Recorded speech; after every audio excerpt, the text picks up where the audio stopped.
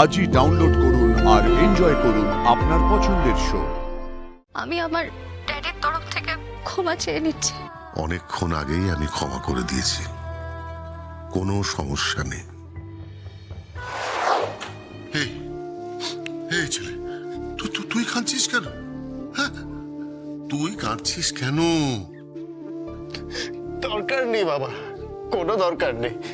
যে পরিবার তোমার উপর এইভাবে অত্যাচার করে, তোমায় দাবি জুতো দিয়ে মারে, সেই পরিবারে বিয়ে করার কোনো দরকার নেই। চুপ, একদম চুপ। তুই জুঁইকে ভালোবাসিস কিনা বল। বাবা, ভালোবাসিস কিনা বল। এই তো সেই তোর দিদিমণি না, যার কথা বলতিস, যাকে তুই খুব ভালোবাসিস। হ্যাঁ বাবা। তাহলে এসব কথা একদম বলবি না। আমি আমার ছেলের জন্য একটা ছোট্ট ফুটফুটে রাজকুমারী নিয়ে আসবো। ফুটফুটে রাজকুমারী জুঁই, যে সুগন্ধ বিলোবে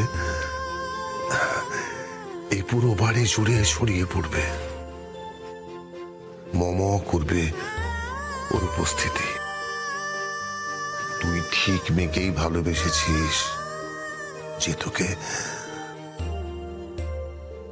পাগলের মতন ভালোবাসে।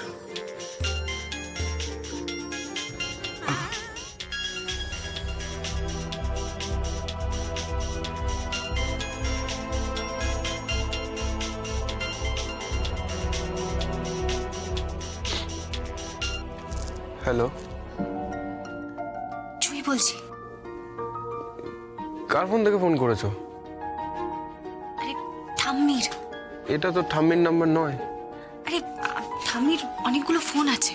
মানে তোমার ঠাম্মির কি অনেকগুলো বয়ফ্রেন্ড আছে নাকি?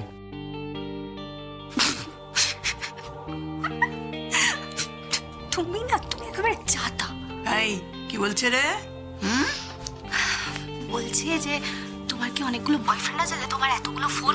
হ্যাঁ, আমার অনেকগুলো বয়ফ্রেন্ড, আর সবাইকে আমি একাই সামলাচ্ছি। আর তুই দেখ, একটা বয়ফ্রেন্ড, তাকেই সামলাতে পারছিস না। আর তোর বয়ফ্রেন্ড আবার একটা গার্লফ্রেন্ড, তাকে সামলা। আস্তে আস্তে। আরে কেন, কি হয়েছে? আস্তে। আরে ড্যাডি শুনতে পেয়ে যাবে তো। আচ্ছা ঠিক আছে ঠিক আছে, নে এবার তোরা কথা টথা বল।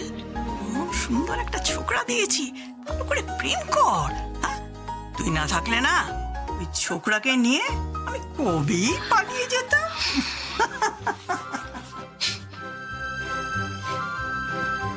হ্যালো। তোমার ঠাম্মি কিন্তু আধুনিকা।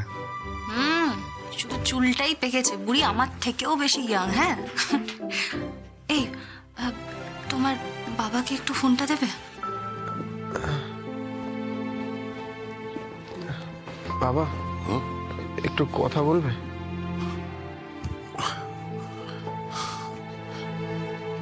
হ্যালো, আমি আমার ড্যাডির তরফ থেকে ক্ষমা চেয়ে নিচ্ছি। ক্ষমা করে দেবেন আমাকে।